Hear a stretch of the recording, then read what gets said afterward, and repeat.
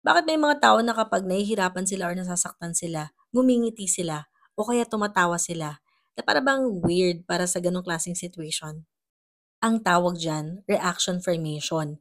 Ito po yung tinatawag na defense mechanism na kung saan nagke-create ng reaction ng isang tao para naman mapagtakpan yung kanyang totoong nararamdaman. So, kung pakiramdam niya na parang napapahiya siya, para mapagtakpan yung ganong klaseng pakiramdam, ngumingiti siya na para bang wala lang.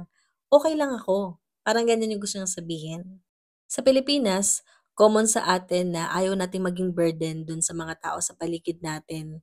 Kaya naman, sinusubukan natin na pagtakpan yung talagang nararamdaman natin kasi ayaw din natin na maapektuhan yung mga taong mahalaga sa atin. O kaya naman, simply, gusto lang natin itago yung ating nararamdaman kasi hindi tayo ganun kakomportable na ma-express to dun sa mga tao sa paligid natin. Depende din kasi kung sino yung kaharap mo, di ba? So, masama ba 'to kung nagkakaroon tayo ng ganitong klaseng defense mechanism? Hindi naman siya totally bad kasi kung minsan nakakatulong siya kahit papaano na mapagtakpan yung nararamdaman natin, especially kapag feeling natin hindi safe yung mga tao sa paligid natin.